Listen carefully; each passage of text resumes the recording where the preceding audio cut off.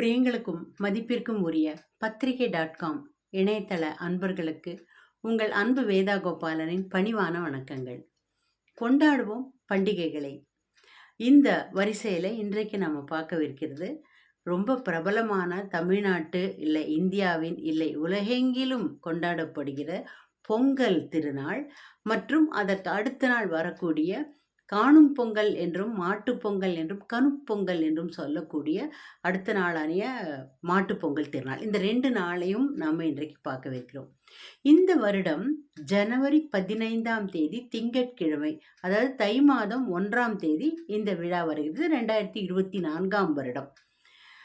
எப்பவுமே தை மாதம் 1ஆம் தேதி தான் பொங்கல் வரும். தெரியுங்க எங்களுக்கு, இதெல்லாம் இவ்வளோ சின்ன விஷயத்தெல்லாம் நீங்கள் சொல்லணுமா அப்படின்னாக்கா, ஏங்க தை மாதம் 1ஆம் தேதி இந்த விசேஷம் வருகிறது அப்படின்னு யோசித்து பார்த்தோன்னா ரொம்ப நுட்பமான ஒரு அர்த்தம் அதுக்குள்ளே உண்டு. இந்த இந்த விழாவுக்கு இன்னொரு பேர் மகர சங்கராந்தி. உங்களுக்கெல்லாம் தெரியும்.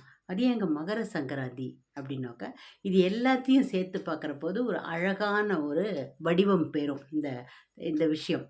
அது என்னன்னு பார்த்தீங்கன்னா, மகர சங்கராந்தி ஒரு மாதமும், அதாவது சூரியன் எங்கெங்கெல்லாம் இருக்கானோ எங்கெல்லாம் நகர்றானோ அதை பொறுத்து தான் தமிழ் மாதங்களை ரொம்ப புத்திசாலித்தனமாக பிரித்தார்கள் நம்முடைய பெரியவர்கள். மேஷத்தில் இருந்தால் அது சித்திரை மாதம், ரிஷபத்தில் இருந்தால் அது வைகாசி மாதம் அப்படின்னு அப்படியே டக்கு டக்கு டக்கு டக்குன்னு தரம் பிரிச்சுட்டே வந்தாங்க ஒரு சௌகரியத்துக்காக. அப்போ மனக்கணக்கில் இது என்ன மாதம், சூரியன் இங்கே இருக்கா அப்படின்னு அந்த காலத்தில் எல்லோருக்குமே சிறிதளவாவது ஜோதிட ஞானம் இருந்ததுனால அப்படி செய்தாங்க. அவங்க அவ்வளோ அழகாக பிரித்ததுனால நமக்கு என்ன ஒரு வசதியாக போச்சுன்னா, மகர சங்கராந்தி அப்படின்ற போது ஆட்டோமேட்டிக்காக என்ன தோணுதுன்னா, மகரம் அப்படிங்கிற அந்த ராசியில், மகர ராசியில் சூரியனார் உள்ளே வரும் நேரம் தான் சங்கராந்தி ஆகிய தை மாத 1ஆம் தேதி. தை மாதத்துக்கு இன்னொரு மிகப்பெரிய சிறப்பு உண்டு. வருடத்தின் 6 மாதங்கள் உத்தராயணம் என்றும் 6 மாதங்கள் தக்ஷிணாயனம் என்றும் சொல்லப்படுகின்றன.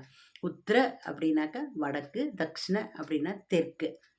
இந்த சூரியன் என்ன பண்ணுவார்னா, இவ்வளவு நாளா தெற்கிலிருந்து உதித்து கொண்டிருப்பார், இப்போதிலிருந்து வடக்கிலிருந்து உதிப்பார்.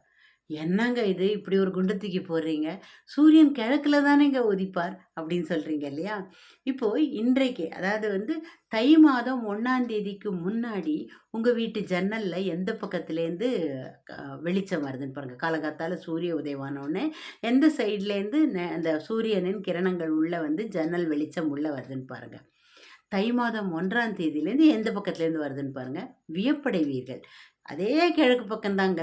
கிழக்கு பக்கத்தில் வடக்கு சார்ந்த சைட்லேருந்து முதல் 6 மாதமும், தெற்கு சார்ந்த சைட்லேருந்து அடுத்த 6 மாதமும் சூரியன் வருது, அந்த சூரிய வெளிச்சம் வருது. ரொம்ப ஆச்சரியமாக இருக்கும். ஆக சூரியன் தன் திசையை மாற்றிக்கொள்ளும் நாள் தான் தை மாதம் 1ஆம் தேதி.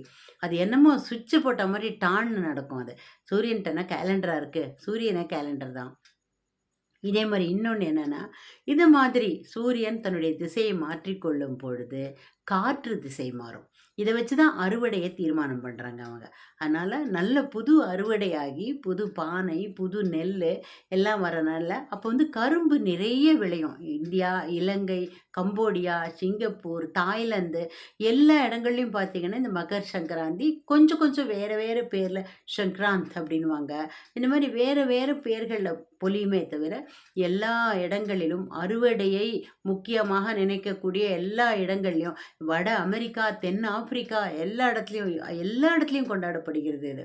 இன்னும் சில ஆசிய நாடுகளில் ரொம்பவே பிரபலமாக இந்த சங்கராந்தி விழா நாம் நினைக்கிறத விட, நாம் கொண்டாடுறதை விட ரொம்ப நல்ல முறையில் கொண்டாடப்படுகிறது. இது எதுக்காக அன்றைக்கு புது பானை வைக்கணும், எதுக்காக அன்றைக்கு புதுசாக நெல்லை அறுவடை பண்ணி எதுக்கு புது அரிசியை போடணும், ஏன் அது மாதிரி செய்யணும் அப்படின்னா, ஒன்றுமே இல்லை காரணம். அன்றைக்கு தான் எல்லாம் அறுவடையாகி வீடு முழுக்க புதிய நெல், புதிய அரிசி எல்லாம் வரும். வட இந்தியாவில் புதிய கோதுமை எல்லாம் கொண்டு வருவாங்க. இது அந்த சீசன், அறுவடை சீசன். அதை எப்படி கொண்டாடுறது? கொண்டாடுற போது நம்ம என்ன செய்யணும்? உழவர்களுக்கும் சூரிய பகவானுக்கு எதுக்குங்க நன்றி சொல்லணும்? ஏன்னாக்கா, சூரியன் இல்லைன்னா பயிர் ஏதுங்க? பயிருக்கு விளையிறதுக்கு சயின்ஸ் எல்லாம் உங்களுக்கெல்லாம் தெரியும். பயிர் விளையறதுக்கு ரொம்ப முக்கியமான தேவை சூரிய வெளிச்சம். இந்த சூரியனுடைய ஒளி கிடைச்சு பயிர்லாம் விளையறதுனால, அந்த சூரியனுக்கு நன்றி சொல்லும் விதமாக, அவருக்கு பொங்கல் படைத்து கொண்டாடுறாங்க. கிராமங்கள்லலாம் பார்த்தீங்கன்னா, நல்ல சூரிய வெளிச்சம் நேரா விழற இடத்துல பொது வெளியில தான் 4 பக்கம் கரும்பு வச்சு, நடுவுல பானைய வச்சு, புது அரிசிய போட்டு, குழைய வச்சு கொண்டாடுவாங்க. இப்ப நம்மளுக்கு அது போல வசதிகள் கொஞ்சம் குறைவு. அதாவது நகரவாசிகளுக்கு இது குறைவுன்னா, முடிந்தால் வீட்டின் கொல்லைப்புறம் இடம் இருந்தாலோ, இல்லாட்டி மொட்டை மாடியில் இடம் இருந்தாலோ, இதை செய்வது ரொம்பவே உச்சிதம். சூரியனுக்கு அவ்வளவு பெரிய முக்கியத்துவம். நம்ம சூரிய நமஸ்காரம் அப்படின்னு ஒண்ணு செய்றாங்க. அந்த சூரிய நமஸ்காரம் உடலுக்கும், உள்ளத்துக்கும் ஆரோக்கியம். நெறைய கோவில்கள்லாம் சூரியனுக்குன்னு தனிப்பட்ட முறையில இருக்கு. ஒரிசால பார்த்தீங்கன்னா, கொனாரக் அப்படிங்கிற இடத்துல சூரியன் கோவில் பல ஆண்டு பழைய கோவில் அது. நம்ம தமிழ்நாட்டுல பார்த்தீங்கன்னா, சூரியனார் கோவில் கும்பகோணம் அருகில் ஆடுதுறையில சூரியனார் கோவில்னு இருக்கு. இந்த 2 கோவில்கள்லயும் அவ்ளோ விசேஷமா இந்த ச மகர சங்கராந்தி கொண்டாடப்படுகிறது.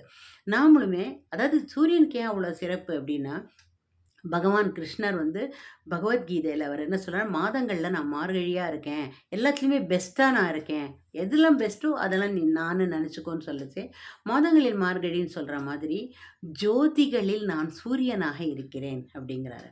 நீங்க ஜோதிடம் அப்படின்னு எடுத்துட்டாலும், அதிலும் பார்த்தீங்கன்னா, எல்லா கிரகங்களுக்கும் தலைவன் அப்படின்னு பார்த்தா சூரியன் தான். நம்பளுடைய சோலார் சிஸ்டம் அதாவது சூரிய குடும்பத்த பார்த்தோன்னா, அதில மத்தியில முக்கியமான ஒளிய குடுத்துக்கிட்டு இருக்கிறது சூரியன் தான். சந்திரனுக்கும் சூரியனோட ஒளி தான் கிடைச்சால் தான் சந்திரன் வெளிச்சம் கிடைக்கும். பூமிக்கு சூரிய வெளிச்சம் கிடைச்சா தான் உயிர்களே வாழ முடியும், பயிர்களே வாழ முடியும். அப்படிப்பட்ட சூரியனுக்கு நம்ம செய்யற ஒரு நன்றி கடன் தான் இந்த பொங்கல் திருவிழா. இது வந்து எல்லா நாடுகள்லும், எல்லா ஊர்கள்லயும் கொண்டாடினாலும், நமக்கு ஒரு சின்ன ப்ரைடு என்னன்னாக்கா, நம்ம தென்னிந்தியால நம்ம ஊர்ல ரொம்ப நல்ல ரொம்ப அழகா கொண்டாடுறோம். அன்னைக்கு வந்து என்ன பண்ணுவாங்க, நிலைப்பொங்கல் அப்படின்னு காலையில ஒண்ணு செய்யணும். வாசல் நிலை இருக்கு பார்த்தீங்களா? வாசக்கால். இந்த வாசல் நிலையில தோரணங்கள்லாம் கட்டி, தோரணம், பாக்கு, கமுகு எல்லாத்தையும் கட்டுவாங்க அந்த காலத்துல. ஏன் அப்டின்னா, அதெல்லாம் நெறைய விளைஞ்சு ஏகப்பட்டது கிடைக்கும். கிடைக்கிற போது சுலபமா கட்ட முடியுங்கிறதுக்காக தான் இந்த மாதத்துல, இந்த நாள்ல இத செய்றாங்க. இதுபோல கட்டிட்டு, நமக்கு வந்து வாசல்ல மிகப்பெரிய கோலம் போடுவாங்க. இந்த மார்கழியே பார்த்தீங்கன்னா, கோலத்துக்குரிய ஒரு மாதமா இருக்கு. ஏனெனில், அந்த அதிகாலை எழுந்து கோலம் போடுறபோது, அந்த ஓசோன்ல நமக்கு நெறைய ஆக்ஸிஜன் கிடைக்கும். அதோடயே அதாவது மார்கழி மாதம் முழுக்க இன்னொன்னு ரொம்ப நெறைய கிடைக்கிற ஒரு விஷயம் என்னன்னா, பூசணிக்காய். பூசணி பூக்கும் நெறைய. இந்த பூவ அவங்க என்ன பண்ணுவாங்க, தினமும் வாசல்ல கோலத்துக்கு நடுவுல சாணத்துல இந்த பூவ மேலோட வச்சு ஏன்னா அந்த சாணம் எங்க இருக்குன்னு கண்ணுக்கு தெரியாம மிதிச்சிடக்கூடாதுல்ல. அதுக்காக வச்சாங்க. தவிர நெறைய பூ விளைஞ்சு வருது. அத என்னதான் செய்யறது? அதனால கோலத்து மேல அந்த சாணத்த வச்சு, சாணத்து மேல இந்த பூவ வைப்பாங்க. இத அப்படியே தட்டி அது எதையுமே வீணாக்க மாட்டாங்க. நம்ப முன்னோர்கள்ட்ட நம்ம கத்துக்க வேண்டிய முக்கியமான விஷயம் எதையும் வீணாக்க கூடாதுங்கிறது. இத வீணாக்காம அப்படியே தட்டி தட்டி காய வச்சு, அதத்தான் அவங்க என்ன பண்ணுவாங்க, இந்த போகி அன்னைக்கு எரிக்கிறதுக்கும், முக்கியமா பொங்கல் அன்னைக்கு பொங்கல் வைக்கிற அடுப்புக்கு, அந்த காலத்துல இந்த சாண எரிவாயுக்கள எரி முட்டைகள தான் அவங்க பயன்படுத்தினாங்க. இந்த சாணத்துல அப்படியே அந்த பூவோட சேர்த்து ஒரு அழுத்தி இத காய வச்சுருவாங்க. இந்த வாசம் இதிலிருந்து வர அந்த புகை நம்முடைய ஆரோக்கியங்களுக்கு ரொம்ப நம்ம எல்லாருடைய மூச்சு காத்துக்கும் அவ்வளோ நல்லது. அதுக்காக தான் அன்னைக்கு போகி அன்னைக்கு எரிக்கும் பொழுது அவங்க வந்து அந்த அ நல்லா அதாவது சுற்றுச்சூழலை கெடுக்காத போகியாய் கொண்டாடுங்கள்னு அவங்க அடிச்சுக்கிறாங்க.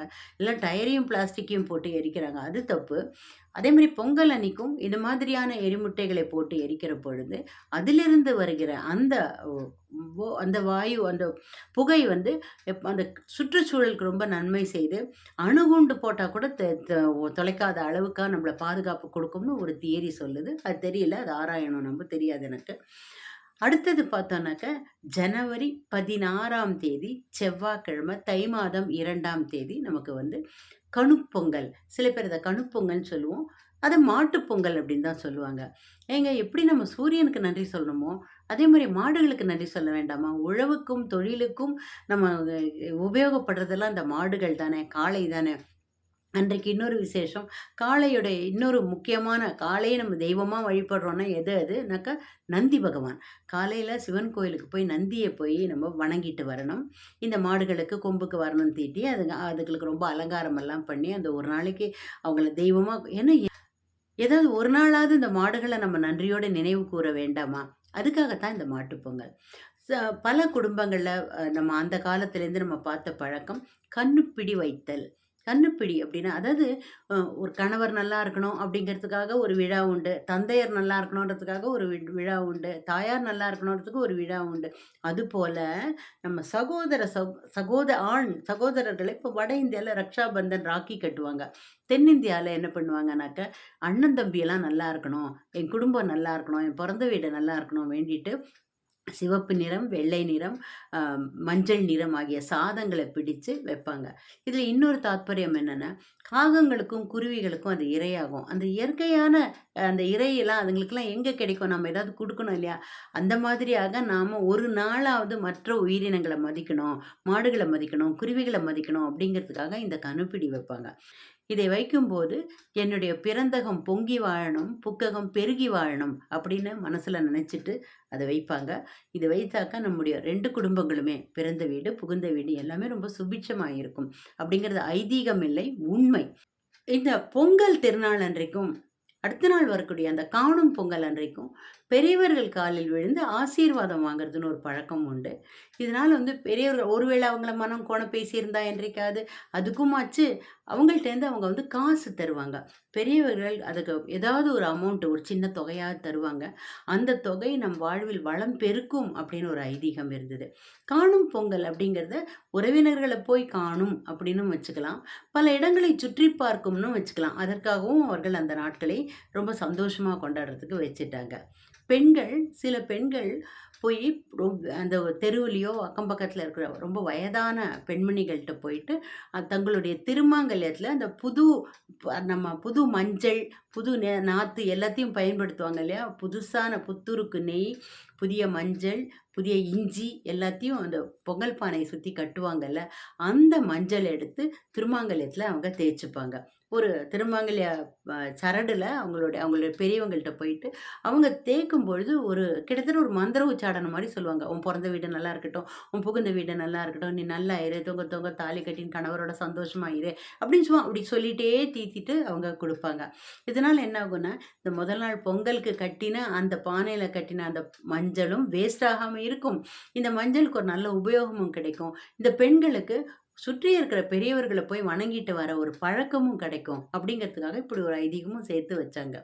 அதனால இந்த நம்ம 14ஆம் தேதி வரப்போற போகி, 15ஆம் தேதி வர பொங்கல், 16ஆம் தேதி வரப்போற இந்த மாட்டுப் பொங்கல் இது எல்லாமே நம் அனைவருக்கும் மிகுந்த உற்சாகமாக அமையறதுக்காக வாழ்த்துக்கள் கூறுகிறேன். மீண்டும் கொண்டாடுவோம் பண்டிகைகளை அடுத்த நிகழ்ச்சியில உங்கள சந்திக்கிறேன். நன்றி, வணக்கம்.